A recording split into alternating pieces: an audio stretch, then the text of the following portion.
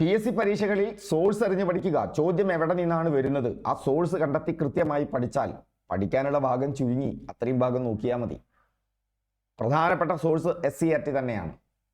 ഇന്ന് നമുക്ക് ചില ചോദ്യങ്ങൾ അവയുടെ സോഴ്സ് എവിടെ നിന്നാണ് എന്ന് നോക്കാം. താപം വ്യാപിക്കുന്ന പ്രക്രിയയാണ് അഭിവഹനം. എത്ര പേര് ഈ ചോദ്യം കേട്ടിരുന്നു? അസിസ്റ്റന്റ് സെയിൽസ്മാൻ വന്ന ചോദ്യമായിരുന്നു. ആ ചോദ്യത്തിൽ നമുക്ക് തുടങ്ങാം. എത്ര പേര് ഈ ചോദ്യം കേട്ടിരുന്നു? ഒന്ന് കമന്റ് ചെയ്താൽ നന്നായിരുന്നു. അതായത് ഇത് പരീക്ഷയ്ക്ക് എഴുതിയവരുണ്ടാവാം. ഇപ്പൊ നോക്കൂ, കാറ്റിലൂടെ തിരശ്ചീന തലത്തിൽ വ്യാപിക്കുന്ന താപം വ്യാപിക്കുന്ന പ്രക്രിയയാണ് അഭിവഹനം. മറ്റൊന്നെന്താണ് വന്നത്? കാറ്റിലൂടെ തിരശ്ചീന തലത്തിൽ താപം വ്യാപിക്കുന്ന പ്രക്രിയയാണ് താപചാലനം. കാറ്റിലൂടെ തിരശ്ചീന തലത്തിൽ താപം വ്യാപിക്കുന്ന പ്രക്രിയയാണ് സംവഹനം. ഇതൊരു പ്രസ്താവന ടൈപ്പ് ചോദ്യമാണ്. ഇത് യഥാർത്ഥത്തിൽ ഒരു ഒബ്ജക്റ്റീവ് ടൈപ്പ് തന്നെയാണ്, പ്രസ്താവനയൊന്നല്ല. തിരശ്ചീന തലത്തിൽ കാറ്റ് തിരശ്ചീന തലത്തിൽ താപം വ്യാപിക്കുന്ന പ്രക്രിയയ്ക്ക് പേരെന്തെന്നാണ് ചോദിച്ചിട്ടുള്ളൂ. ഈ ചോദ്യം വരുമ്പോൾ നിങ്ങൾ ശ്രദ്ധിക്കേണ്ടത് കുറച്ച് നമുക്ക് ഫിസിക്സിൽ കൂടി കടന്നു പോകണം. ഇത് SCERT ടെക്സ്റ്റ് ബുക്കിലുള്ളതാണ്. പ്രത്യേകിച്ച് പ്രാവശ്യത്തെ 10ാം ക്ലാസ്സിലെ 1ാമത്തെ പാഠത്തിൽ തന്നെ ഈ അഭിവഹനവും സംവഹനവും പറയുന്നുണ്ട്. പക്ഷെ അത് മാത്രം പോരാ, ഫിസിക്സിലെ ചില ഭാഗങ്ങൾ കൂടി ഉൾപ്പെട്ടാൽ നമുക്ക് കണക്ട് ചെയ്ത് പഠിച്ചു പോകാം. എപ്പോഴും നിങ്ങൾ പഠിക്കുമ്പോൾ നിങ്ങൾ ഫിസിക്സിൽ ജോഗ്രഫിയിലൊരു ചോദ്യം വന്നാൽ അതിൻ്റെ ഭാഗം ഫിസിക്സ് ഉണ്ടെങ്കിൽ അതും കൂടി പഠിച്ചു പോകണം. കാരണം കണക്ഷൻസ് ആർ മെമ്മറീസ്.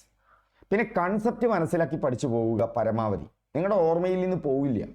ഓക്കെ, നമുക്ക് ഈ ചോദ്യത്തിലേക്ക് പോകാം. അതിനാദ്യം എന്താണ് താപം എന്താണ് എന്നുള്ളത് നിങ്ങൾ മനസ്സിലാക്കണം. നമ്മൾ അതിൻ്റെ ഡീറ്റെയിൽസിലേക്ക് പോകുന്നില്ല, വളരെ പ്രധാനപ്പെട്ട പോയിന്റിലേക്ക് പോയിക്കൊണ്ട് നമുക്ക് പോകാം. താപം പ്രസരിപ്പിക്കുന്ന രീതികളുണ്ട്. താപം പ്രസരിക്കുന്ന രീതികൾ, ചൂട് ഒരു സ്ഥലത്ത് നിന്ന് മറ്റൊരു സ്ഥലത്തേക്ക് പോകുന്ന രീതി. അപ്പോൾ എങ്ങനെയാണ് താപം, അതായത് ഭൂമിയിലെ താപനില പറയുന്ന ഭാഗത്താണ് 10ാം ക്ലാസ്സിലെ ആദ്യത്തെ പാഠത്തിൽ ഈ അഭിവഹനവും സംവഹനവും പറയുന്നത്. ഇത് മുന്നേ ചോദിച്ചിട്ടുണ്ട്. അതാണ് അതിൻ്റെ ഒരു സോഴ്സ്. മുൻകാല ചോദ്യങ്ങളിലുണ്ട്. അതുപോലെ തന്നെ SCERT ബുക്കിലുണ്ട്. അതുകൊണ്ടാണ് ഞാൻ നിങ്ങളോട് പറയുന്നത് മുൻകാല ചോദ്യങ്ങൾ പ്ലസ് SCERT, നിങ്ങൾക്ക് അവിടെ റാങ്ക് ഉറപ്പാണ്.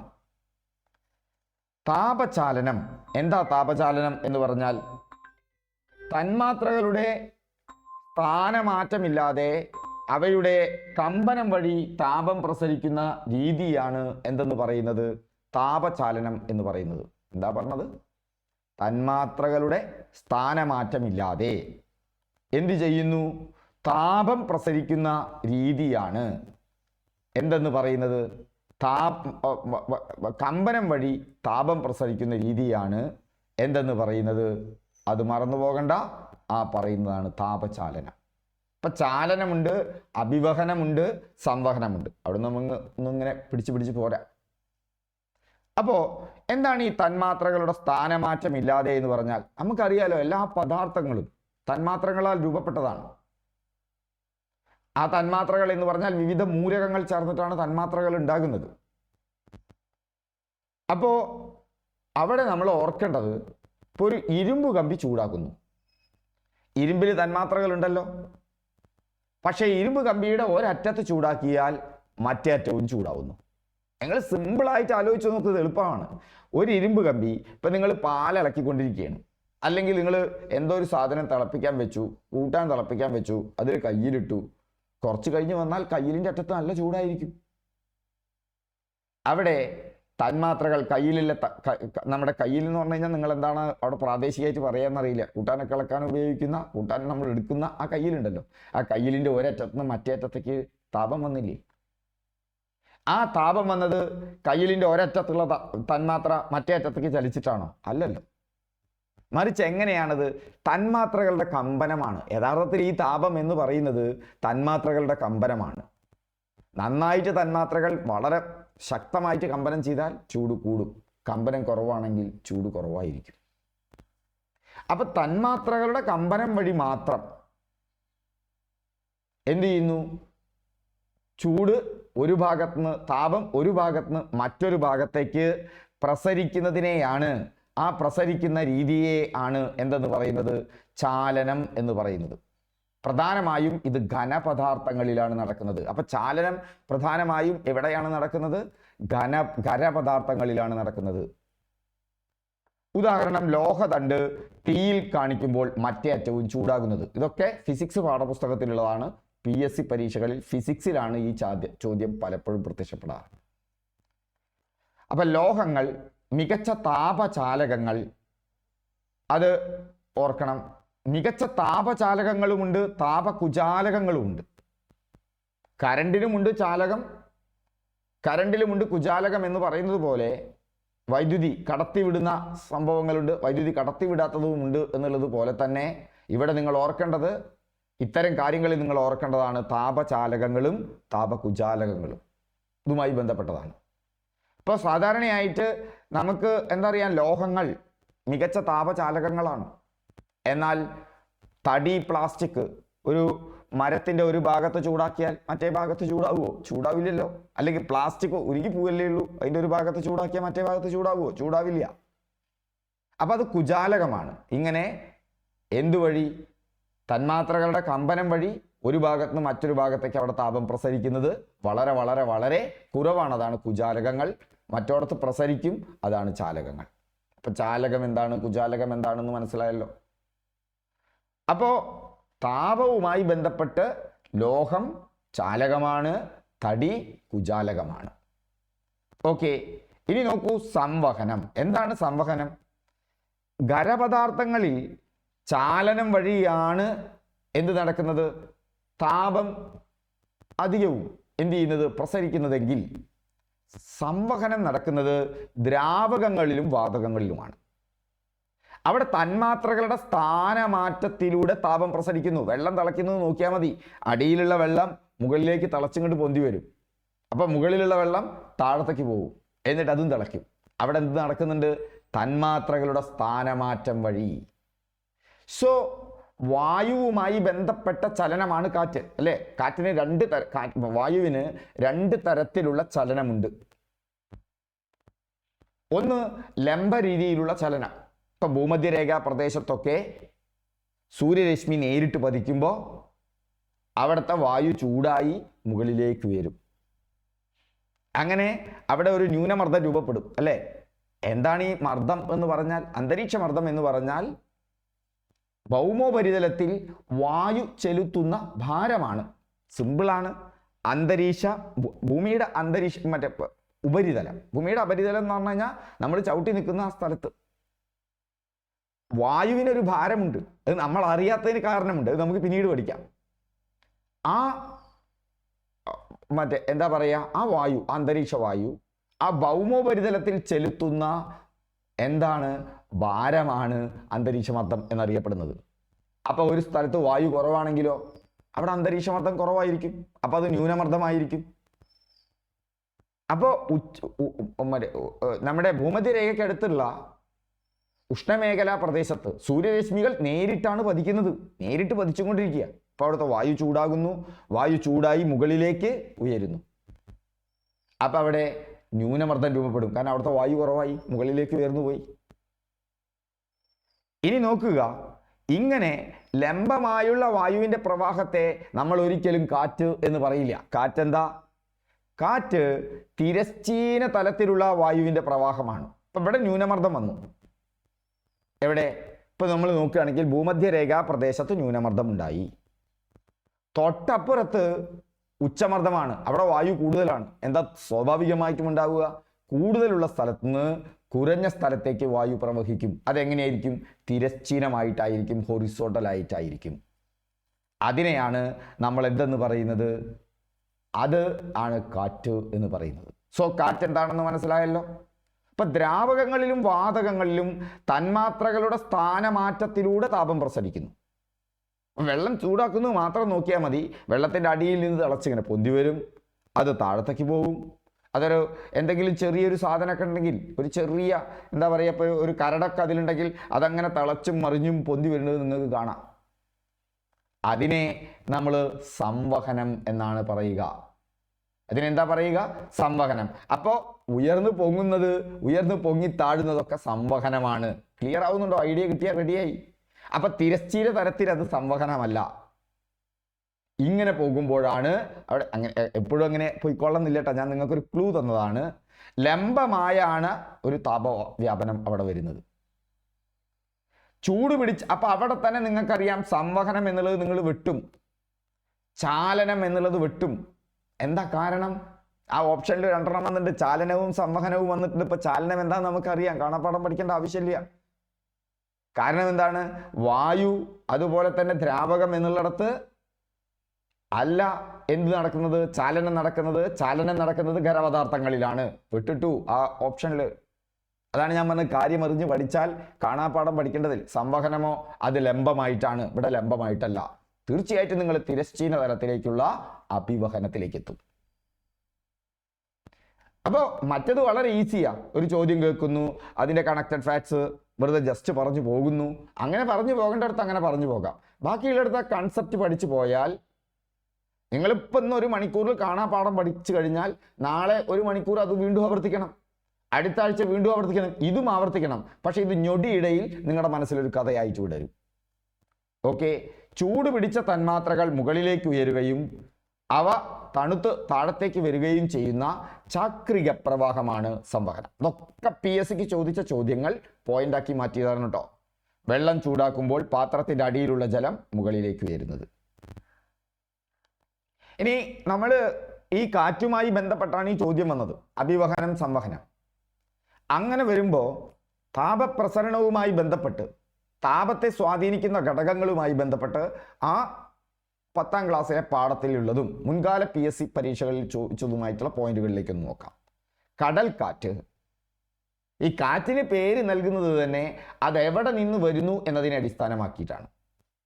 അപ്പൊ അവിടെ തന്നെ നമുക്ക് എളുപ്പമായി കടൽ കാറ്റ് കടലിൽ നിന്നാണ് വരിക. കടലിൽ നിന്ന് എവിടേക്ക് അതിന് പോകാനുള്ളത്? കരയിലേക്ക്. കടലിൽ നിന്ന് കരയിലേക്ക് വരുന്ന കാറ്റാണ് കടൽ കാറ്റ്. അപ്പൊ കരക്കാറ്റോ? കരയിൽ നിന്ന് കടലിലേക്ക്. PSCക്ക് ചോദിക്കാറുള്ളതാണ്. സിമ്പിളായിട്ട് ഓർത്തു വെക്കാം.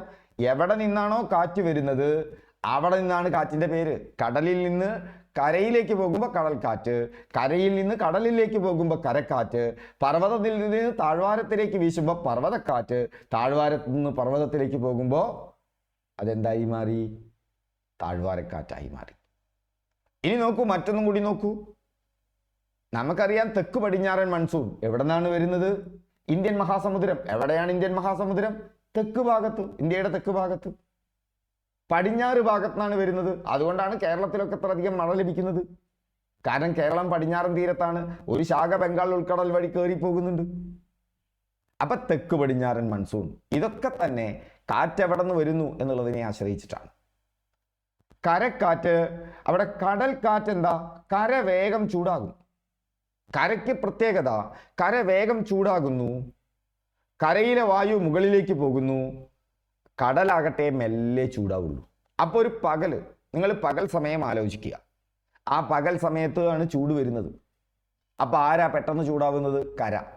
കര ചൂടാവുമ്പോൾ അവിടുത്തെ വായു മുകളിലേക്ക് ഉയരുന്നു. അവിടുത്തെ വായു മുകളിലേക്ക് ഉയരുമ്പോൾ അവിടെ ന്യൂനമർദ്ദം ഉണ്ടാകുന്നു.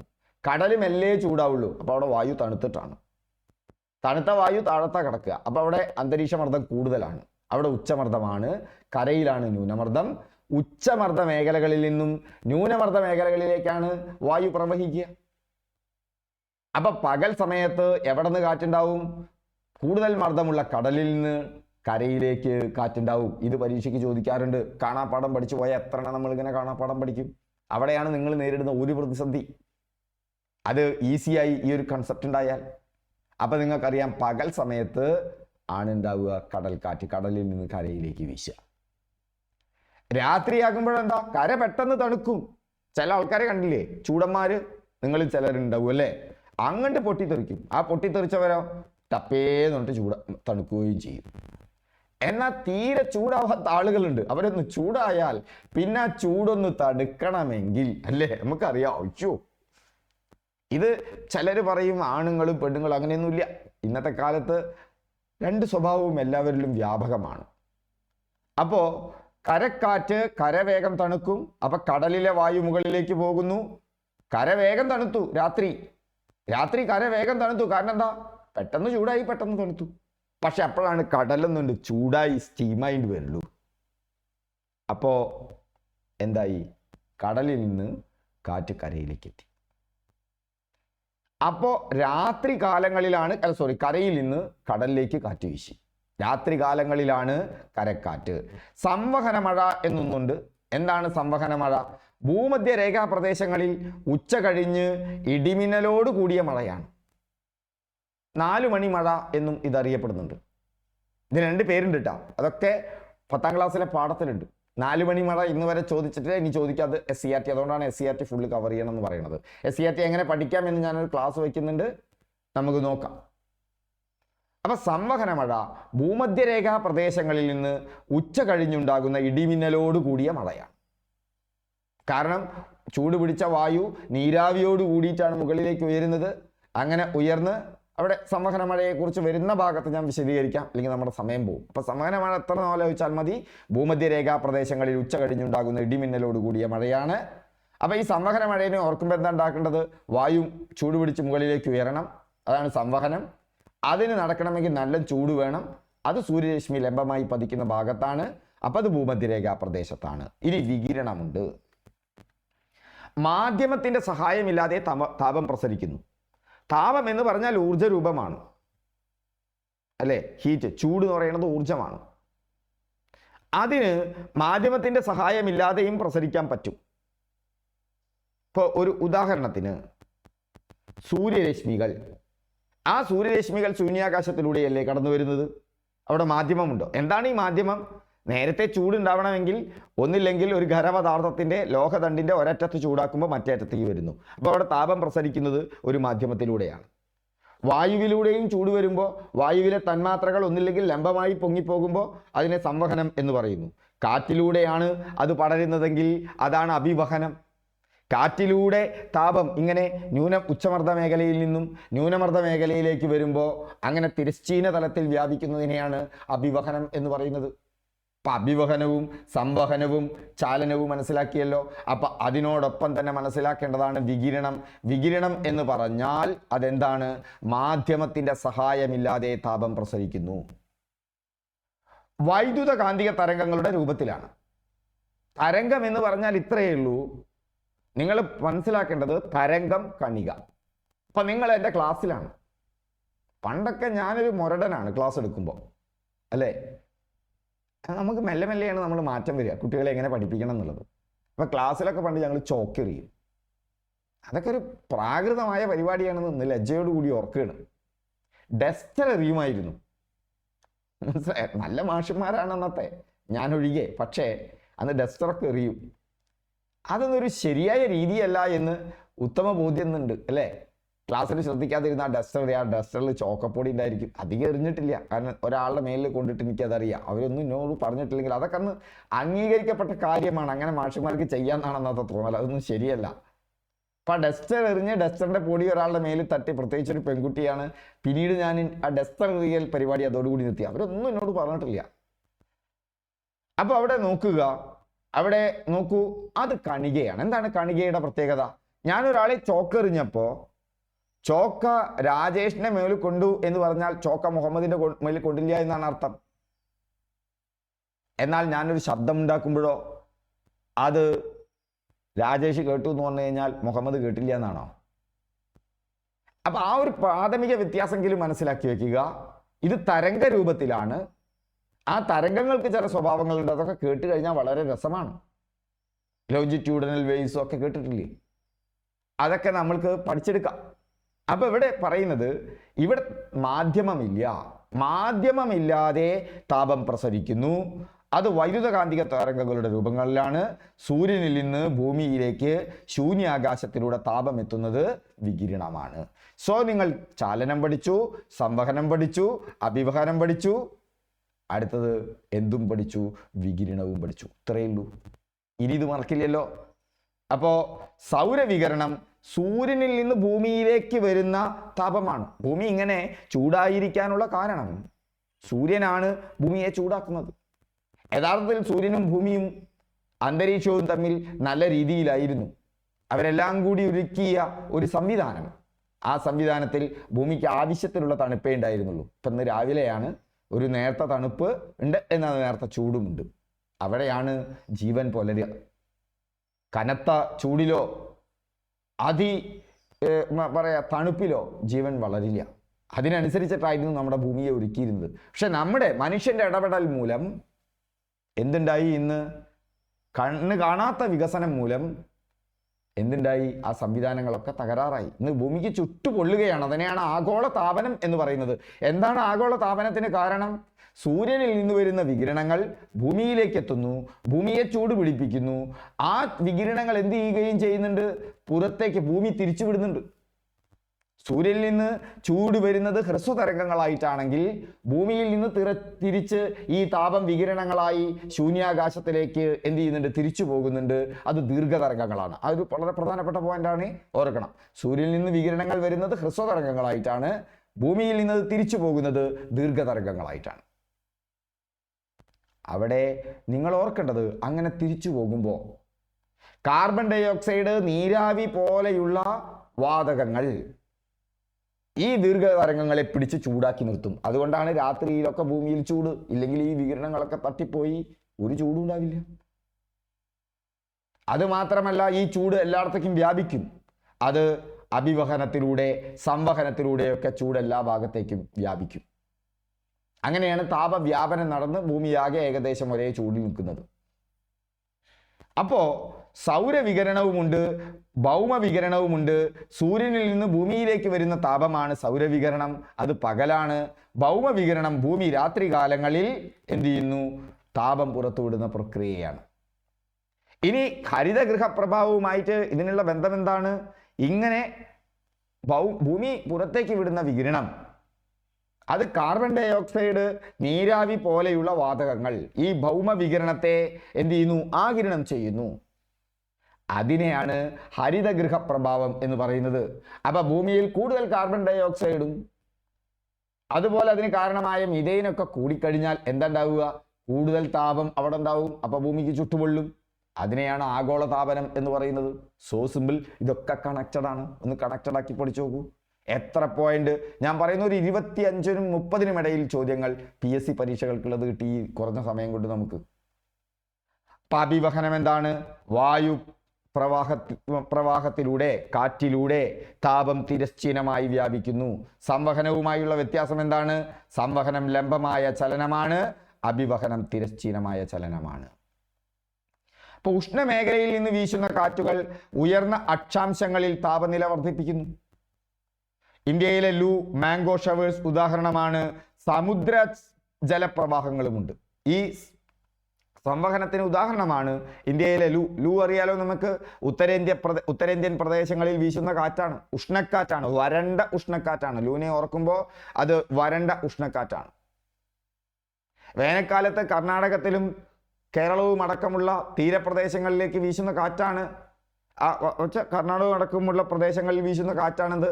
Mango shower. തീരപ്രദേശങ്ങളിൽ ഒഴിവായിക്കോളൂ. മാംഗോ ഷവർ അത് മാങ്ങ പഴുക്കാൻ സഹായകമാകുന്നു. മാംഗോ ഷവർ അതാണ്. കാൽബൈശാഖി ബംഗാളിൽ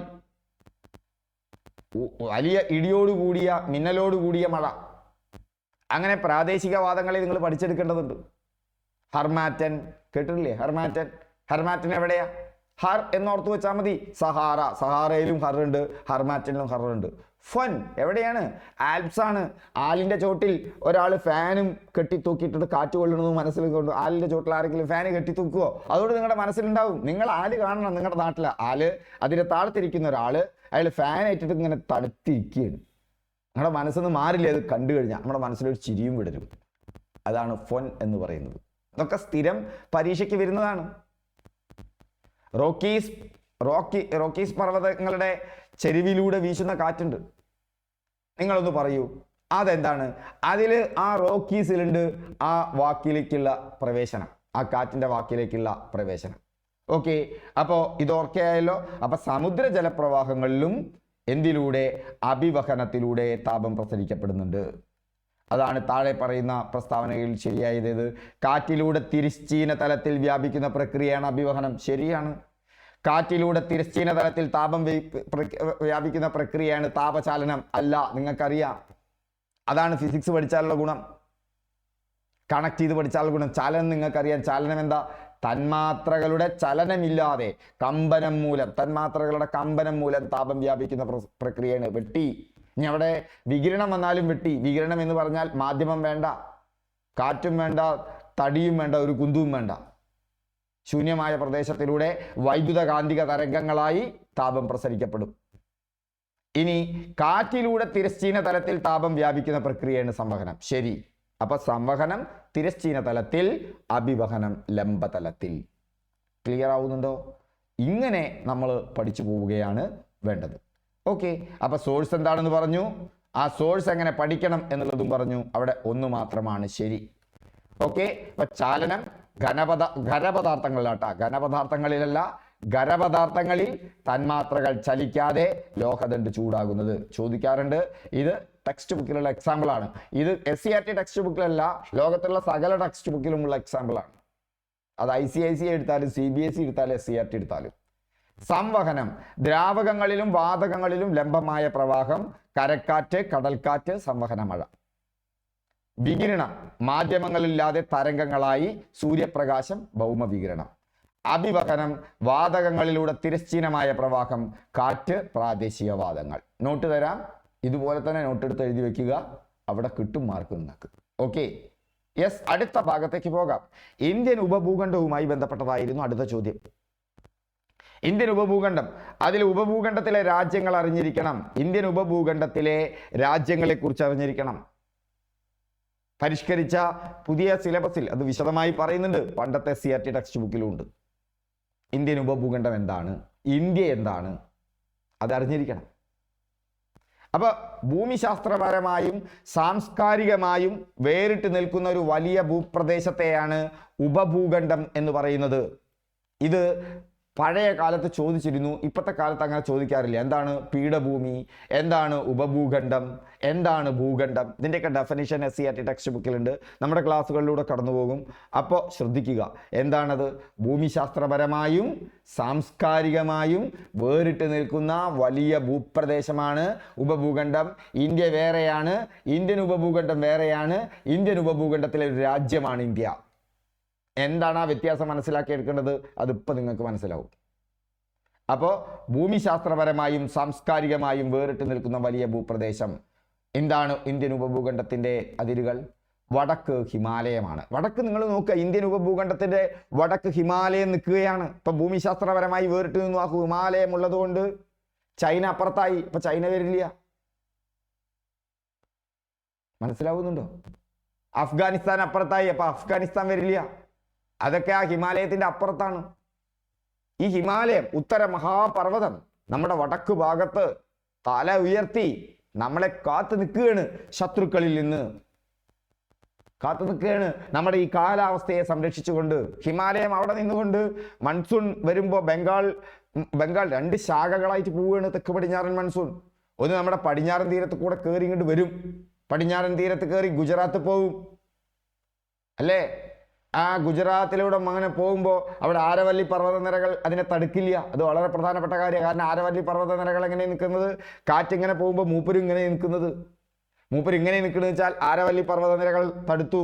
അല്ലെങ്കിലേ രാജസ്ഥാനിൽ മരുഭൂമിയാണ്.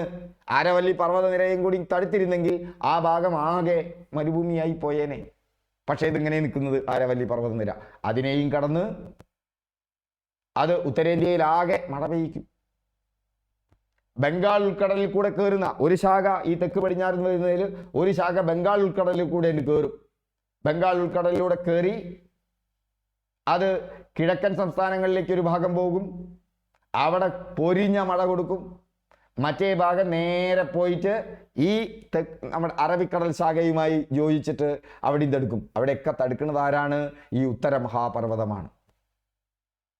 ഉത്തര മഹാപർവ്വതം എന്ന് പറഞ്ഞാൽ നിങ്ങൾക്കറിയാം, അതിന് 3 ഭാഗമുണ്ട്. അത് ഓർത്തിരിക്കണം അല്ലേ? ട്രാൻസ് ഹിമാലയമുണ്ട്, ഹിമാലയമുണ്ട്, കിഴക്കൻ പർവ്വതങ്ങളുണ്ട്. ഇത് 3 ചേർന്ന് തടുത്ത് മഴയെ നമ്മുടെ ഭൂമിയിൽ തന്നെ വീഴ്ത്തുന്നു. ആ പ്രദേശത്തെ ജനതയ്ക്ക് സാംസ്കാരികമായ ഒരു രീതിയുണ്ട്. അപ്പൊ സാംസ്കാരികപരമായും ഭൂമിശാസ്ത്രപരമായും വേറിട്ട് നിൽക്കുന്ന വലിയ ഭൂപ്രദേശമാണ്.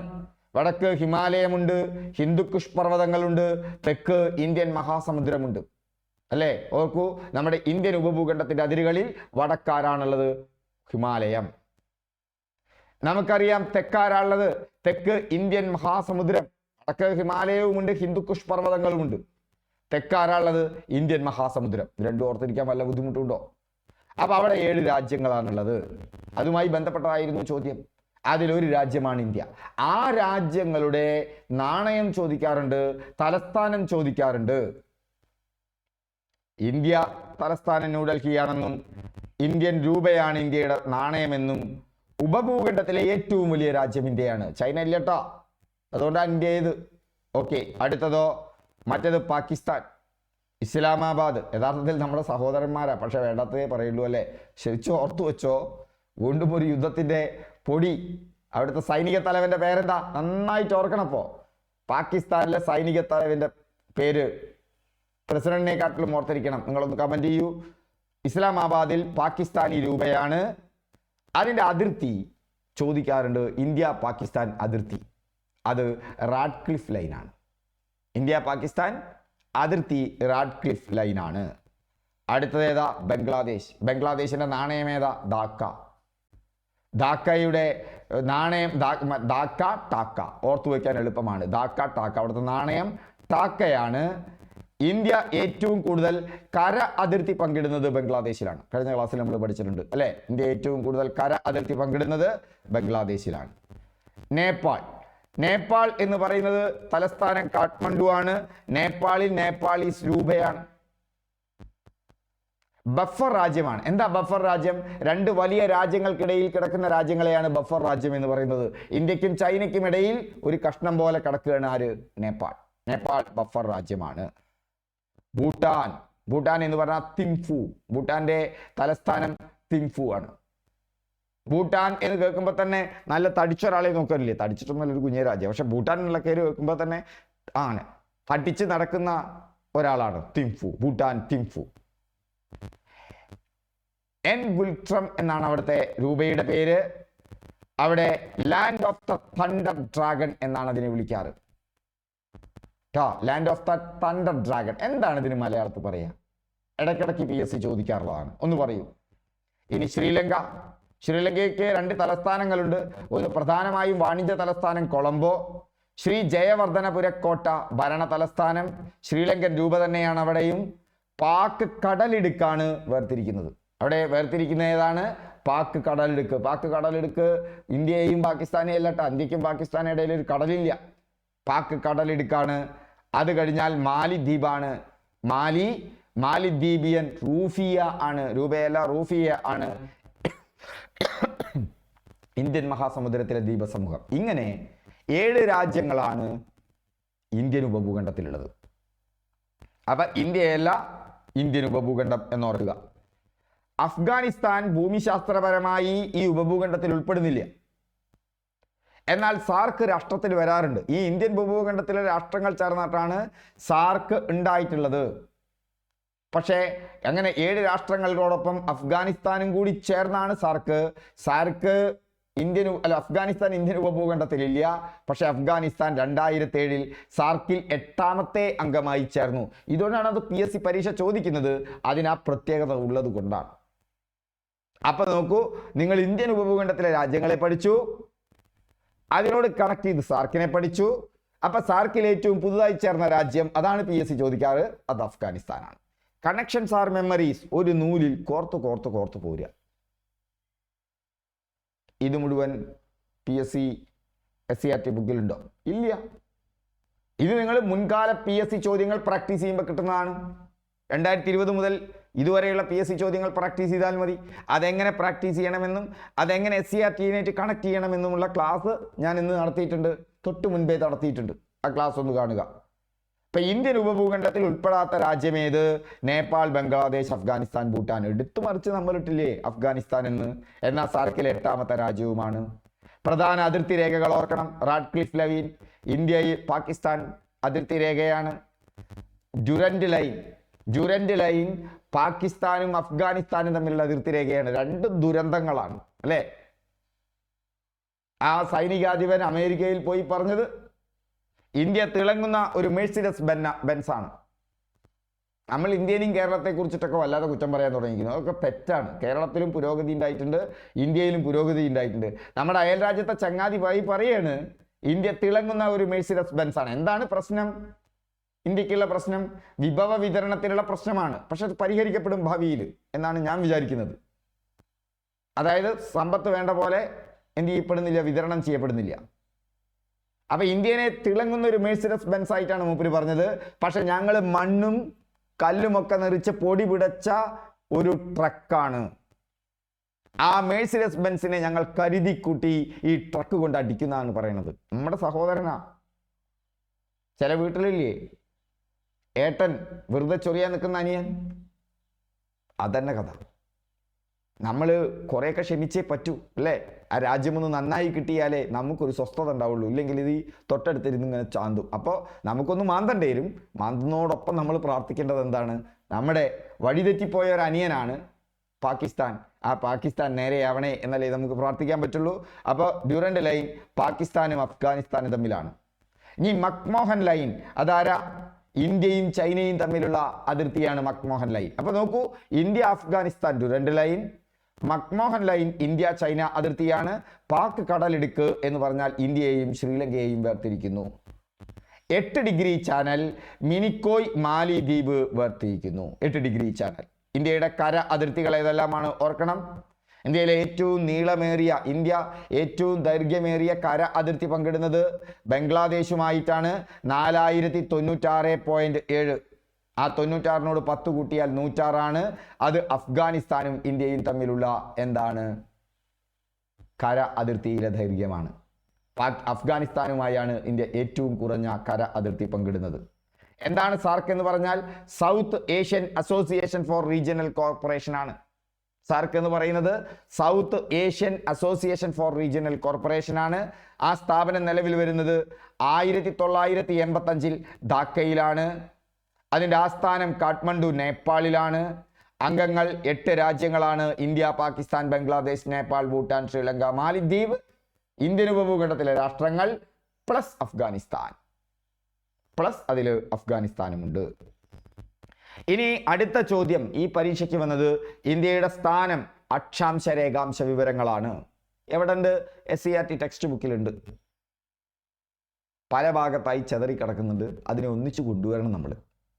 ഇന്ത്യയുടെ അറ്റത്തെ പോയിന്റുകൾ ഇത് ചോദിക്കാറുണ്ട്. വടക്ക് ഇന്ദിരാക്കോൾ, ലഡാക്ക് 37 ഡിഗ്രി 6 മിനിറ്റ്. ഒന്ന് കേട്ടു പോയാൽ മതി, നമുക്ക് ഓർമ്മയിൽ നിർത്താം. ഈസിയാണിത്. ഇത് ഇത്ര മാത്രം പ്രയാസമുള്ള കാര്യമല്ല. തെക്ക് കന്യാകുമാരി തമിഴ്നാട് 8 ഡിഗ്രി 4 മിനിറ്റ്. തെക്ക് ഇന്ദിര പോയിന്റ് ആൻഡമാൻ നിക്കോബാർ ദ്വീപുകൾ 6 ഡിഗ്രി 45 മിനിറ്റ്. അതെന്താ 2 തെക്ക്? ഇന്ത്യൻ ഉപഭൂഖണ്ഡത്തിന്റെ ഇന്ത്യൻ ഉപദ്വീപ് എന്ന് പറഞ്ഞിട്ടൊരു സംഭവം കൂടിയുണ്ട്. ഇന്ത്യൻ ഉപദ്വീപ് എന്ന് പറഞ്ഞാൽ എന്താണ് ഉപദ്വീപ്? 3 ഭാഗത്തും സമുദ്രങ്ങളാൽ ചുറ്റപ്പെട്ട സ്ഥലം. ഇന്ത്യ എങ്ങനെയല്ലേ കിടക്കുന്നത്? ആ ഇന്ത്യയുടെ 3 ഭാഗവും ഇന്ത്യൻ മഹാസമുദ്രമല്ലേ? ആ ഇന്ത്യൻ മഹാസമുദ്രം തന്നെയാണ് പടിഞ്ഞാറ് അറബിക്കടൽ എന്നും കിഴക്ക് ബംഗാൾ ഉൾക്കടൽ എന്ന പേരിലും അറിയപ്പെടുന്നത്. ആ 3 ഭാഗത്തും ചുറ്റപ്പെട്ട ഉപദ്വീപിന്റെ തെക്കേ അറ്റമാണ് കന്യാകുമാരി. എന്നാൽ ഇന്ത്യ എന്ന രാജ്യം എടുക്കുമ്പോൾ നമ്മുടെ ബംഗാൾ ഉൾക്കടലിൽ നമുക്കൊരു ദ്വീപ സമൂഹമുണ്ട്, ആൻഡമാൻ നിക്കോബാർ. അതിലെ ആരെ കൂടി ചേർക്കണം? പോയിന്റിനെ കൂടി ചേർക്കണം. അത് ആരാണ്? അത് അവിടെ ഇന്ദിര പോയിന്റ് ആണ്, ആൻഡമാൻ നിക്കോബാർ ദ്വീപുകളാണ്. അത് 6 ഡിഗ്രി 45 മിനിറ്റ്. നിങ്ങളിത് പേടിക്കണ്ട, നമുക്ക് ഈസി ആയിട്ട് പഠിച്ചെടുക്കാം. കിഴക്ക് കിബിത്തു അരുണാചൽ പ്രദേശിലാണ്, 97 ഡിഗ്രി 25 മിനിറ്റ്. പടിഞ്ഞാറ് Guharmoti Gujarat 68 degree 7 minute east. എങ്ങനെയാണ് ഇത് ഓർത്തിരിക്കേണ്ടത്? ഈ എന്തെന്ന് പറയുന്നത് അക്ഷാംശവും രേഖാംശവും ഓർത്തിരിക്കാൻ എളുപ്പമാണ്. ശ്രദ്ധിച്ചോളൂ, വളരെ സിമ്പിളാണ്. നിങ്ങൾ ഒരു പേടിയും പേടിക്കേണ്ട, നമുക്കത് ഈസി ആയിട്ട് പഠിച്ചെടുക്കാം. ഇത് ഇടയ്ക്കിടയ്ക്ക് പരീക്ഷയ്ക്ക് വരുന്നത് കൊണ്ട് തന്നെ നമ്മൾ നന്നായിട്ട് പഠിച്ചെടുക്കണം. ഓക്കെ, ഇപ്പൊ ഒന്ന് വെയിറ്റ് ചെയ്യാം.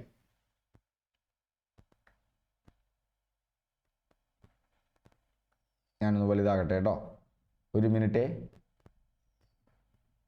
യെസ്,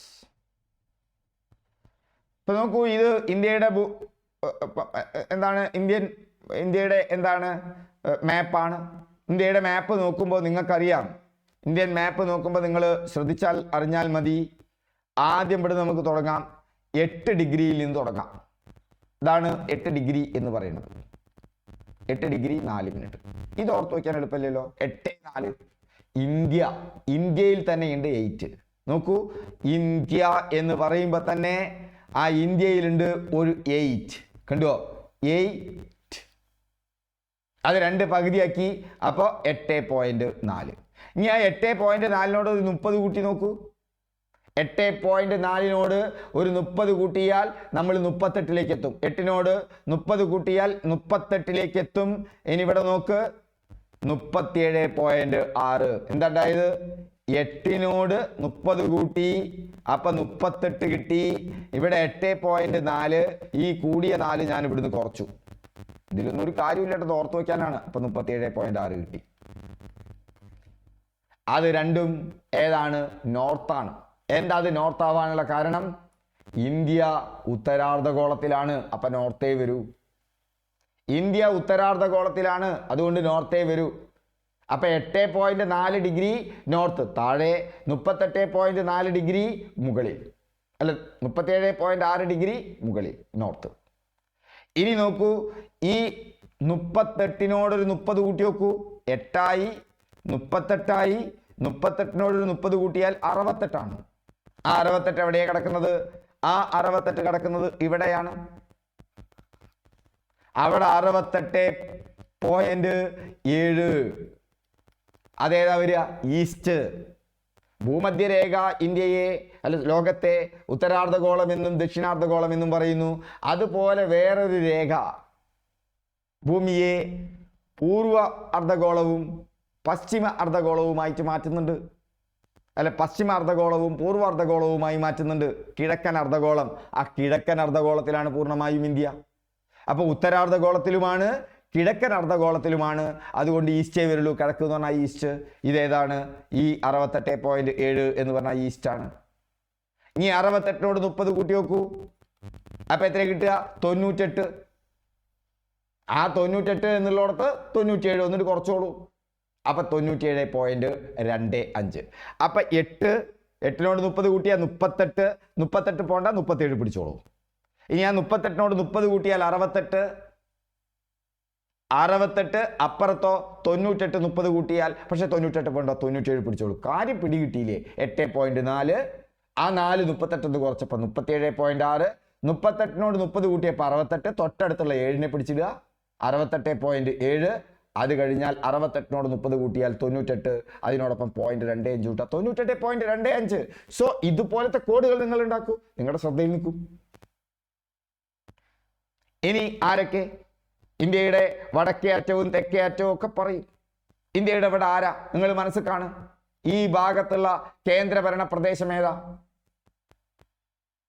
ആ കേന്ദ്രഭരണ പ്രദേശത്തുള്ള ആരാണ്?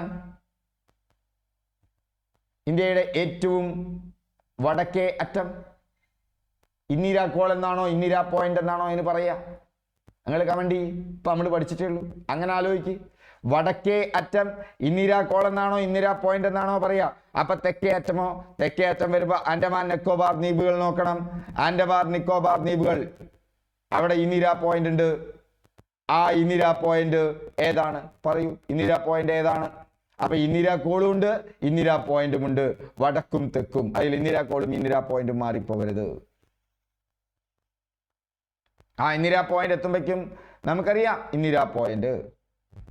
യെസ്, അത് ഓർത്തിരിക്കുക. അപ്പൊ ഇന്ദിരാ കോളുണ്ട്, ഇന്ദിരാ പോയിന്റ്. ഇനി ഗുജറാത്തിലുണ്ട്. ഈ ഭാഗം ഗുജറാത്താണ് അല്ലേ? അപ്പൊ ഇന്ത്യയുടെ ഏറ്റവും തെക്കേ അറ്റത്തെ സംസ്ഥാനം ചോദിച്ചു കഴിഞ്ഞാൽ നിങ്ങൾ കേരളം എന്നെഴുതേണ്ട, തമിഴ്നാടാട്ടാ. തമിഴ്നാട് ഇങ്ങോട്ട് കയറി നിൽക്കുന്നുണ്ട്. കന്യാകുമാരിയാണ് ഇത് ഏറ്റവും തെക്കേ അറ്റം. അത് ഇന്ത്യൻ ഉപദ്വീപിൻ്റെതാണ്. ഇന്ത്യൻ ഉപദ്വീപിന്റെ തെക്കേ അറ്റമാണ് കന്യാകുമാരി. ഇന്ത്യൻ ഉപദ്വീപിന്റെ തെക്കേ അറ്റമാണ് കന്യാകുമാരി. അതേസമയം ഇന്ത്യയുടെ തെക്കേ അറ്റം ഇന്ദിരാ പോയിന്റ് ആണ്. വടക്കേ അറ്റം ഏതുമാണ്? ഇന്ദിരാ കോൾ. അപ്പോ ഇവിടെ നോക്കുക. ഇനി ഇന്ത്യയുടെ ഏറ്റവും പടിഞ്ഞാറേ അറ്റത്തുള്ള സംസ്ഥാനം ഗുജറാത്താണ്.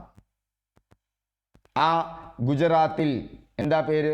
ഗുജറാത്തിന്റെ അവിടെയാണ് ഇന്ത്യയുടെ കിഴക്കേ, അല്ല പടിഞ്ഞാറേ അറ്റം കിടക്കുന്നത്.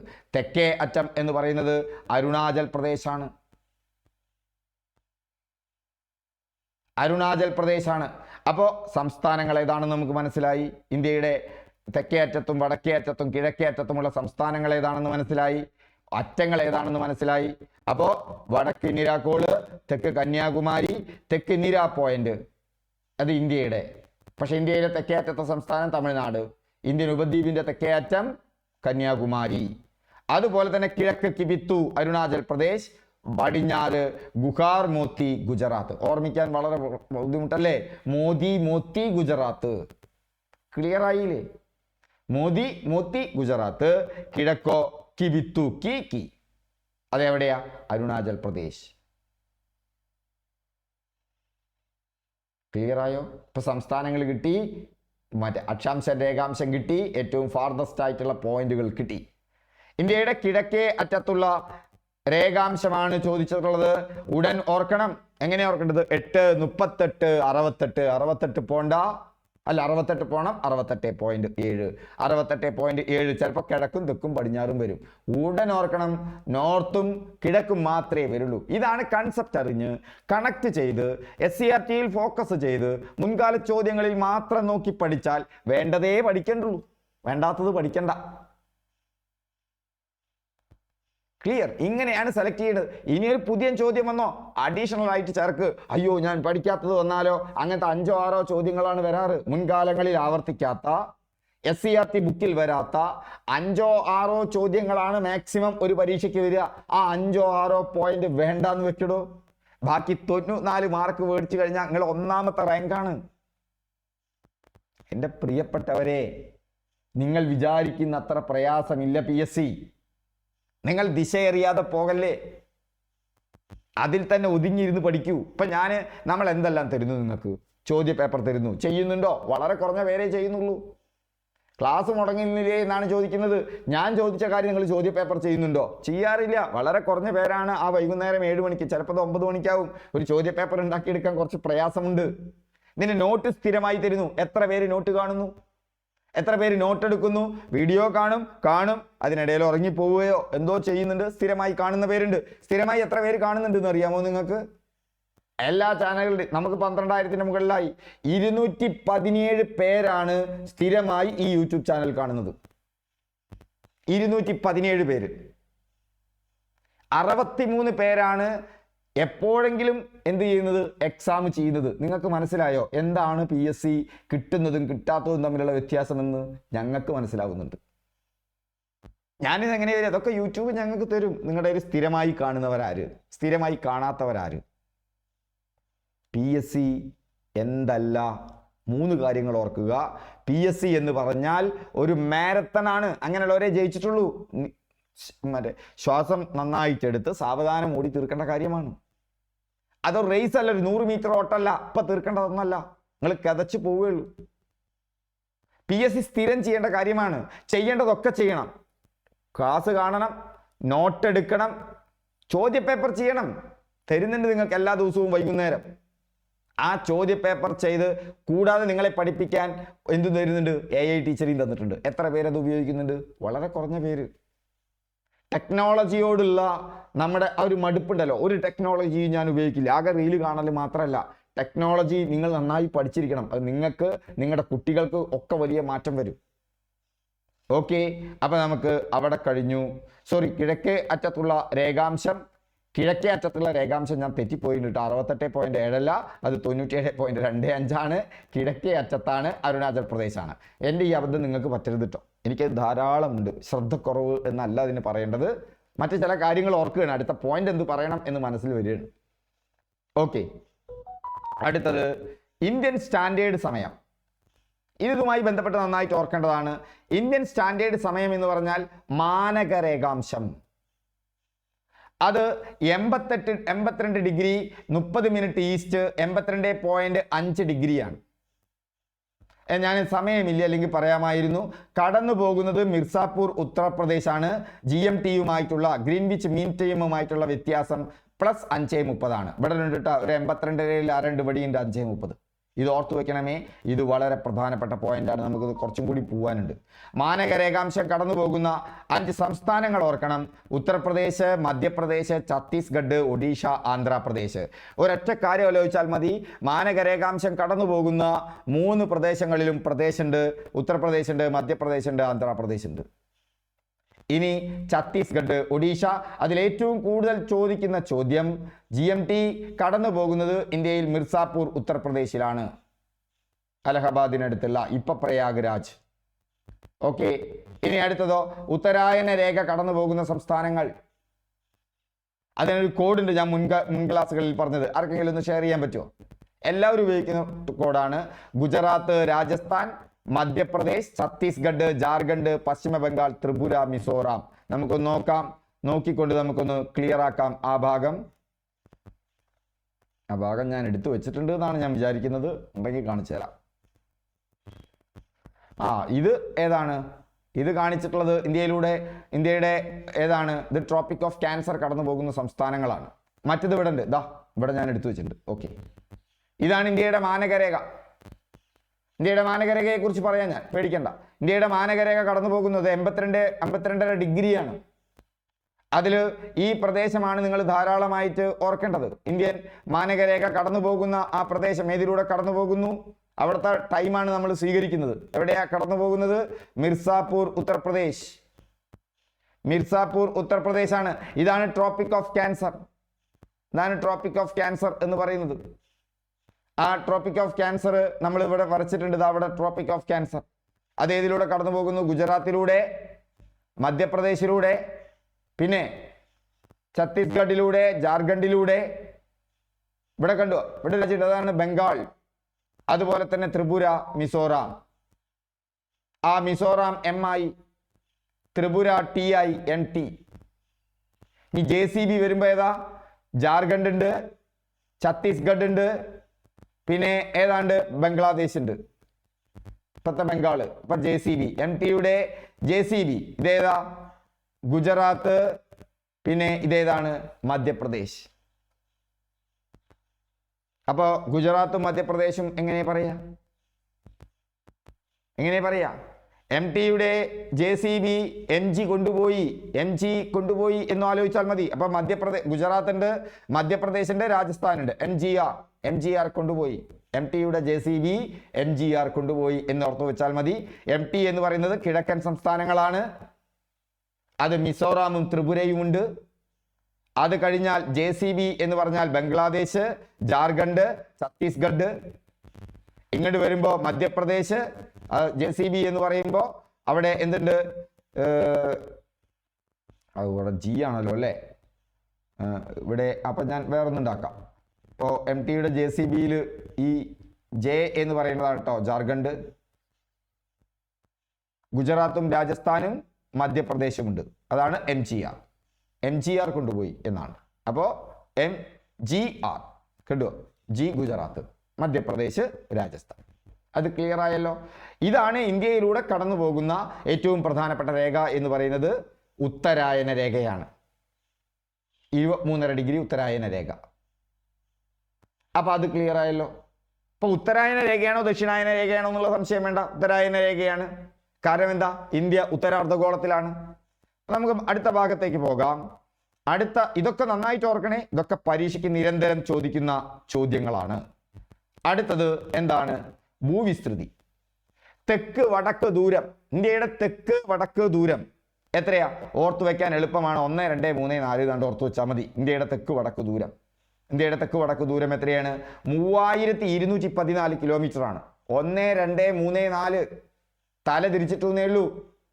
3, 2 ഇട്ടു ആദ്യം, പിന്നെ 1, 4 ഇട്ടു. 3214. കിഴക്ക് പടിഞ്ഞാറ് ദൂരം. തെക്ക് വടക്ക് 3214. തെക്കേ ടു വടക്കാണ് നീളം കൂടുതൽ. ആ 3000-ന് താഴെയാണ് ഏത്? കിഴക്ക് പടിഞ്ഞാറ്. 3000-ന് താഴെ എന്ന് പറഞ്ഞാൽ 2900. പിന്നെ ഈ 3-ൽ തുടങ്ങും ചെയ്യുക. 2933.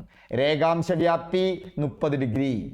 അക്ഷാംശ വ്യാപ്തി 30 ഡിഗ്രി. ഇന്ത്യയുടെ രേഖാംശ വ്യാപ്തി നോക്കൂ. 8-ന്ന് 38-ലേക്ക് 30.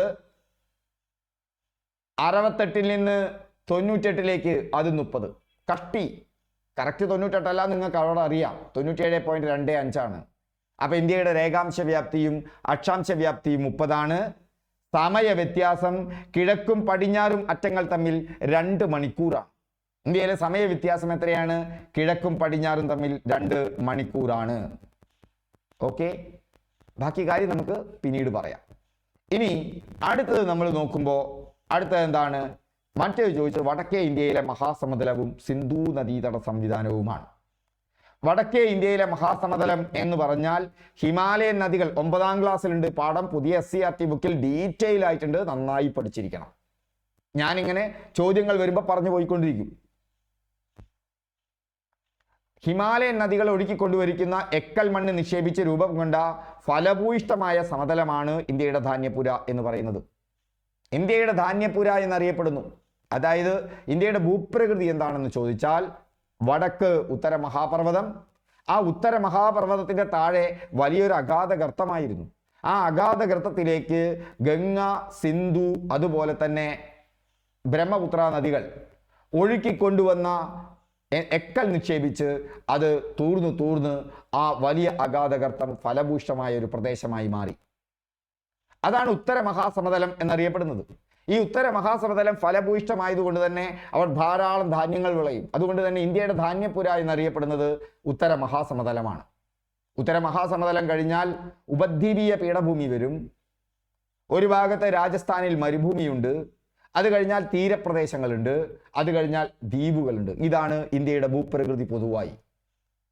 പടിഞ്ഞാറൻ ഭാഗം, ആ ഉത്തര മഹാസമതലത്തിൽ പടിഞ്ഞാറൻ ഭാഗം, ഉത്തര മഹാസമതലം നിങ്ങൾ മനസ്സിലാക്കി നോക്കൂ, പടിഞ്ഞാറ് ഭാഗം അത് പഞ്ചാബ് ഹരിയാന സമതലമാണ്. പടിഞ്ഞാറ് ഭാഗം ഏതാണ്? പഞ്ചാബ് ഹരിയാന സമതലം. അപ്പുറത്തേക്ക് പോയാൽ രാജസ്ഥാൻ മരുഭൂമിയാ. ഇപ്പൊ പഞ്ചാബ് ഹരിയാന സമതലം അത് സിന്ധുവും പോഷക നദികളും ചേർന്നിട്ടാണ്. ഓർക്കാൻ വല്ല പ്രയാസമുണ്ടോ? ഇന്ത്യയുടെ മാപ്പും ഭൂമിശാസ്ത്രപരമായ രേഖകളും അറിയുന്നത് ഇന്ത്യ ഇങ്ങനെയാണെങ്കിൽ നമുക്കറിയാം.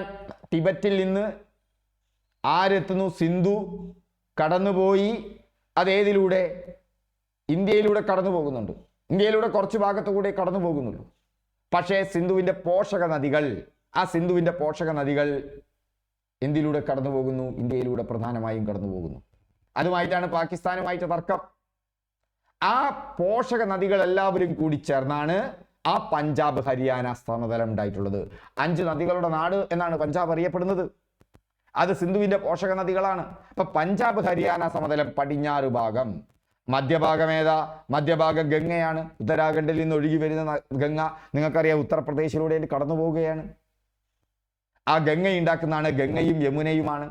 ഉത്തർപ്രദേശുണ്ട്, ബീഹാറുണ്ട്, പശ്ചിമ ബംഗാളുണ്ട്. അതിൽ കിഴക്കൻ ഭാഗം ബ്രഹ്മപുത്ര നദിയാണ്. ബ്രഹ്മപുത്ര നദി എതിലൂടെയാണ് കടന്നു പോകുന്നത്?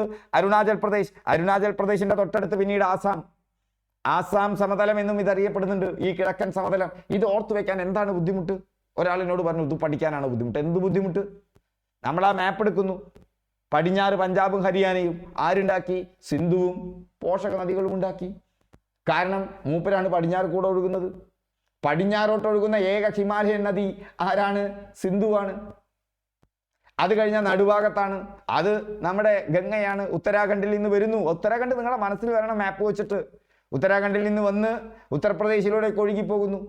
ആരെയൊക്കെ കവർ ചെയ്യുന്നു? ഉത്തർപ്രദേശിനെയും ബീഹാറിനെയും പശ്ചിമ ബംഗാളിനെയും കവർ ചെയ്യുന്നു. ഇനി ഇത് പഠിച്ചു വെക്കും. ഏത്? ഗംഗാ സമതലം, ഗംഗ ഉണ്ടാക്കിയ സമതലം മധ്യഭാഗമാണ് എന്ന് പഠിച്ചു വെക്കും. എന്നിട്ട് ഗംഗ ഒഴുകുന്ന സംസ്ഥാനങ്ങൾ ഉത്തർപ്രദേശും ബീഹാറും പശ്ചിമ ബംഗാളും ആന്ധ്രാപ്രദേശും തന്നു കഴിഞ്ഞാൽ അയ്യോ ഇത് എനിക്കറിയില്ല, അത് പഠിച്ചില്ലല്ലോ എന്ന് പറയും. എന്തൊരു കഷ്ടമാണോ അത്? സജി എന്താണ് നീ ഇങ്ങനെ അല്ലേ? എന്താ അത് സജി എന്ന് ചോദിക്കാറില്ലേ? നിങ്ങൾ ശശിയാവരുത്, കാര്യം അറിഞ്ഞ് പഠിക്ക്, മനസ്സിലാക്കി പഠിക്ക്. ഓക്കെ. കിഴക്കൻ ഭാഗം ബ്രഹ്മപുത്രയാണ്, അത് ആസാമാണ്. ആസാം സമതലം എന്നും പറയും. പഞ്ചാബ് ഹരിയാന സമതലത്തിന്റെ രൂപീകരണത്തിന് കാരണമാകുന്ന നദി അത് സിന്ധുവാണ്. ഇനി ഇതിൽ ലൂണിനെ കുറിച്ചാണ് പറയാത്തത്. ലൂണി കരബന്ധിത നദിയാണ്, മരുഭൂമിയിലൂടെ ഒഴുകുന്ന നദിയാണ് ലൂണി എന്ന് പറയുന്നത്. സിന്ധുവിന്റെ പഞ്ചനദികൾ ഏതൊക്കെയാ? ജലം, പുരാതന നാമം വിദാസ്ത. ചോദിക്കും, ഇപ്പൊ ഈ പുരാതന നാമങ്ങൾ ചോദിക്കുന്ന ഒരു ഊളാർ തടാകത്തിലൂടെ ഒഴുകുന്ന നദിയാണ് ജലം. PSCക്ക് ഇഷ്ടമാണ്. ജലം, വിദാസ്ത, ഊളാർ തടാകത്തിലൂടെ ഒഴുകുന്നു. ചിനാബ്, അസ്തിനി, ചന്ദ്രഭാഗ എന്നറിയപ്പെടുന്നു. സിന്ധുവിന്റെ ഏറ്റവും വലിയ പോഷക നദിയാണ് ചിനാബ്. രവി എന്താണ്? പരുഷ്ണി, ഐരാവതി എന്നറിയപ്പെടുന്നുണ്ട്. ലാഹോർ നഗരം ഈ നദിയുടെ തീരത്താണ്. ഇടയ്ക്കിടയ്ക്ക് ചോദിക്കുന്നതാണ്. രവി ഇവിടെ തീരത്ത് ലാഹോർ നഗരമാണ്. ബിയാസ്, വിപാസ പൂർണ്ണമായും ഇന്ത്യയിലൂടെ മാത്രം ഒഴുകുന്ന സിന്ധുവിന്റെ പോഷക നദിയാണ് ബിയാസ്. സത്ലജ്, ശതദ്രു ടിബറ്റിലെ മാനസ സരോവരിനടുത്ത് ഒന്ന് ആരംഭിക്കുന്നു. സിന്ധു നദീജല കരാർ ഇനി ചോദിക്കും. കാരണം സിന്ധു നദീജല കരാർ നമ്മൾ കെപ്റ്റ് ഇൻ അബേയൻസ്, താൽക്കാലികമായി നമ്മൾ മരവിപ്പിച്ചു വെച്ചിരിക്കുന്ന കരാറാണ് സിന്ധു നദീജല കരാർ. വെള്ളവും രക്തവും ഒന്നിച്ചൊഴുകിപ്പോവില്ല. ഓപ്പറേഷൻ സിന്ധു ഓർത്തിരിക്കണം. ഓപ്പറേഷൻ സിന്ദൂർ വേറെയാണ്, അതാണ് ഓർത്തിരിക്കേണ്ടത്. ഓപ്പറേഷൻ സിന്ദൂരുമാണ് പാകിസ്ഥാന്റെ ഭീകരാക്രമണത്തിനുള്ള മറുപടി. ഓപ്പറേഷൻ സിന്ധു ഇറാനിൽ നിന്നും ആളുകളെ ഒഴിപ്പിക്കാൻ നമ്മൾ നടത്തിയ ഇവാക്വേഷൻ പ്രോഗ്രാമാണ്. അത് ഞാൻ കറണ്ട് അഫയേഴ്സിൽ ഡീറ്റെയിൽസ് ആയിട്ട് പറഞ്ഞിട്ടുണ്ട്. ആരൊക്കെ തമ്മിൽ ഒപ്പുവെച്ചു? ജവഹർലാൽ നെഹ്റുവും അയൂബ് ഖാനും. നന്നായി ഓർക്കണം, അടുത്ത പരീക്ഷകൾക്കൊക്കെ വരും. മധ്യസ്ഥൻ ലോകബാങ്കാണ്. അതിന്റെ പ്രകാരം നദികൾ വിഭജിച്ചു. പാകിസ്ഥാന് പടിഞ്ഞാറൻ നദികൾ സിന്ധു, ജലം, ചിനാബ്. സിന്ധുവും ജലവും ചിനാബിലെയും ഭൂരിഭാഗം വെള്ളവും പാകിസ്ഥാൻ അവകാശപ്പെട്ടതാണ്. ഇന്ത്യക്ക് കിഴക്കൻ നദികൾ രവി, ബിയാസ്, സത്ലജ്. RBS എന്നോർത്തു വെച്ചാൽ മതി. അതിന് പകരം ഞാനൊരു വാക്ക് പറയാം, RSS എന്നോർത്തു വെച്ചാൽ മതി. RSS ആയിട്ടൊരു ബന്ധമില്ലേ?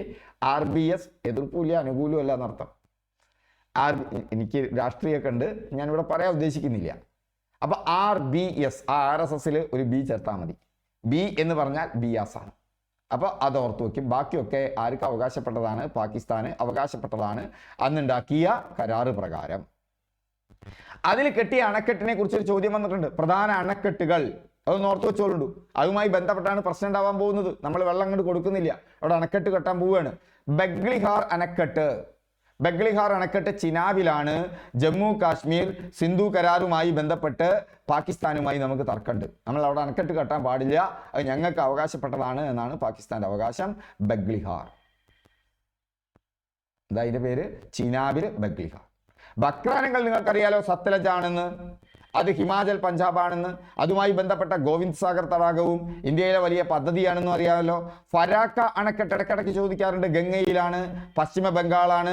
ബംഗ്ലാദേശുമായി ജലതർക്കമുള്ള ഒന്നാണ് ഫരാക്ക അണക്കെട്ട്. ഫരാക്ക ഗംഗയിലാണ്, ഇടയ്ക്കിടയ്ക്ക് ചോദിക്കും. സർദാർ സരോവർ അണക്കെട്ട് നർമ്മദ ബച്ചാവൻ ആന്തോളൻ പ്രസ്ഥാനവുമായി ബന്ധപ്പെട്ട ഇടയ്ക്കിടയ്ക്ക് പരീക്ഷയ്ക്ക് ചോദിക്കുന്നതാണ്. ഗുജറാത്തിലാണ് നർമ്മദ ബച്ചാവോ ആന്തോളൻ. ഇതിന്റെ തീരത്താണ് സ്റ്റാച്യു ഓഫ് യൂണിറ്റി. പഹൽഗാം തീവ്രവാദ ആക്രമണത്തെ തുടർന്ന് പാകിസ്ഥാനിലേക്ക് ഒഴുകുന്ന ചിനാബ് നദിയിലെ നീരൊഴുക്ക് തടയാൻ അടച്ച ഡാമേത് നമുക്കറിയാം, അതേതാണ്? ബഗ്ലിഹാറാണ്. സർദാർ സരോവർ എവിടെയാ? അത് നർമ്മദയിലാ. ഫരാക്ക എവിടെയാ? ഗംഗയിലാ. ബക്രാനെങ്കൽ എവിടെയാ? സത്ലജിലാണ്. അപ്പൊ ചിനാബുമായി ബന്ധപ്പെട്ട് ബഗ്ലിഹാറുമായി ബന്ധപ്പെട്ടാണ് നമ്മുടെ തർക്കം. ഓക്കെ, അപ്പൊ ആ ഭാഗം ക്ലിയർ ആയല്ലോ. അപ്പൊ സിന്ധു, സത്ലജ്, ബ്രഹ്മപുത്ര ടിബാറ്റിലെ കൈലാസ പർവ്വത നിരയിൽ നിന്നാണ്. മാനസ സരോവർ തടാകത്തിന് സമീപത്തു നിന്നാണ്. സത്ലജ് ഇന്ത്യയിലേക്ക് പ്രവേശിക്കുന്ന ചുരം ചോദിക്കാറുണ്ട്. അത് ഷിപ്കില ചുരമാണ്. അതുപോലെ തന്നെ ഇത് മാത്രം പഠിച്ചാൽ പോരാ, ഞാൻ പിന്നീട് പറയുന്നുണ്ട്. വ്യത്യസ്ത ഭൂപ്രദേശങ്ങളെ കുറിച്ച് പറയുന്നുണ്ട് 9ാം ക്ലാസ്സിലെ പാഠഭാഗങ്ങളിൽ. അതിലൊന്നാണ് ദോവാബ്. പണ്ട് ഡൂൺ മാത്രമേ ചോദിച്ചിരുന്നുള്ളൂ. ഡെറാഡൂൺ, ഡൂൺ, ആ ഇപ്പോൾ പല ഭൂപ്രദേശങ്ങളെ കുറിച്ച് പറയുന്നുണ്ട്. ഇത് ദോവാബാണ്. 2 നദികൾക്കിടയിലുള്ള ഫലഭൂയിഷ്ടമായ പ്രദേശമാണ്. ഇതിനെക്കുറിച്ചുള്ള ഡീറ്റെയിൽ ആയിട്ടുള്ള SCERT ടെക്സ്റ്റ് ബുക്കിന്റെ ക്ലാസ് നമ്മൾ മുന്നെടുത്തിട്ടുണ്ട്. ആ ക്ലാസ് ഒന്ന് പോയി കാണുക. ദോവാബ് ഉദാഹരണം ബിയാസിനും സത്ലജിനും ഇടയിലുള്ള പ്രദേശമാണ് ബിസ്ത് ദോവാബ്. 2 നദികൾക്കിടയിലുള്ള ഫലഭൂയിഷ്ടമായ പ്രദേശത്തെയാണ് നമ്മൾ എന്തെന്ന് പറയാറ്? ദോവാബ് എന്ന് പറയാറ്. ആ ദോവാബിന് ഉദാഹരണമാണ് ഏത്? ഈ ബിസ്ത് ദോവാബ്. അത് ബിയാസിനും സത്ലജിനും ഇടയിലുള്ള ഭൂപ്രദേശമാണ്. ഓക്കെ, അപ്പോൾ ഇന്നത്തെ ക്ലാസ്സുകളൊക്കെ ഇഷ്ടപ്പെട്ടോ എങ്കിൽ കമൻറ്റ് ചെയ്യുക, ലൈക്ക് ചെയ്യുക. നിങ്ങളുടെ കമൻ്റൊക്കെ കിട്ടിയാൽ നമുക്കൊരു സന്തോഷമാണ്. നിങ്ങളുടെ നിങ്ങൾ ഞങ്ങളെ ഒന്ന് എൻകറേജ് ചെയ്യണ്ടേ? ഓക്കെ, അവസാനം വരെ ആരൊക്കെ ക്ലാസ് കണ്ടു, ഇനി എത്ര പേര് AI ടീച്ചറെ ഉപയോഗിക്കുന്നുണ്ട്, എത്ര പേര് വൈകുന്നേരത്തെ എക്സാം ചെയ്യുന്നുണ്ട്, സ്ഥിരമായി ചെയ്യുക. ഞങ്ങൾ നിങ്ങളോടൊപ്പം ഉണ്ടാവും, നിങ്ങൾ നന്നായി ചെയ്യുകയാണെങ്കിൽ. മറ്റത് ആരും ചെയ്യുന്നില്ലെങ്കിൽ നമുക്ക് ക്വസ്റ്റ്യൻ പേപ്പർ ഇടാനൊരു രസം ഉണ്ടാവില്ല. ഓക്കെ, അപ്പോൾ അതൊക്കെ ഉപയോഗിക്കുക. കൂടാതെ നമുക്ക് പെയ്ഡ് ക്ലാസ്സുകളുണ്ട്, ഓൺലൈൻ പെയ്ഡ് ക്ലാസ്സുകൾ 999 രൂപ മാത്രമാണ്. അതിൻ്റെ മുഴുവൻ ഫീച്ചേഴ്സും നിങ്ങൾക്ക് അറിയണമെങ്കിൽ ഞാൻ തന്നിട്ടുണ്ട്. സൗജന്യമായി പോകേണ്ടവർക്ക് പോകാം. കയ്യിൽ വേണ്ടത് റാങ്ക് ഫയലാണ്. ഇന്നെടുത്ത സബ് ടോപ്പിക്കിൽ നിന്നൊക്കെ തന്നെ 4 മുതൽ 10 പോയിന്റ് വരെ ഈ സബ് ടോപ്പിക്കിൽ നിന്നൊക്കെ കുറിച്ച് വെക്കുക. ഞാൻ ഗ്യാരണ്ടി തരുന്നു, നിങ്ങൾ സൗജന്യമായി പഠിച്ചോ. ഇങ്ങനെയാണ് നിങ്ങൾ പഠിച്ചു പോകുന്നതെങ്കിൽ നിങ്ങൾ കുറച്ച് സമയം കൂടുതൽ ചിലവാക്കേണ്ടി വരുന്നേ ഉള്ളൂ. റാങ്ക് ഫയലൊക്കെ നോക്കി പോയിന്റ് എടുക്കണം. പക്ഷേ നിങ്ങൾ പരീക്ഷ ക്രാക്ക് ചെയ്തിരിക്കും. ഗ്യാരണ്ടി. പഠിക്കേണ്ടത് മാത്രം പഠിച്ച് അപ്പോൾ അവസാനം വരെ ഉണ്ടാവുക. എനിക്ക് നിങ്ങളോടതാണ് പറയാനുള്ളത്. നിങ്ങൾ എന്നോട് പറഞ്ഞിട്ടുള്ളത് നിർത്തരുത്, അവസാനിപ്പിക്കരുത് എന്നുള്ളതാണ്. നിങ്ങൾ നല്ല പ്രോത്സാഹനം നൽകിയാൽ ഇത് നിർത്തില്ല. ഓക്കെ, കൂടുതൽ ആളുകളിലേക്ക് നമ്മുടെ ചാനലിനെ എത്തിക്കുക. ഓക്കെ, വീണ്ടും നമുക്ക് അടുത്ത ക്ലാസ്സിൽ കാണാം.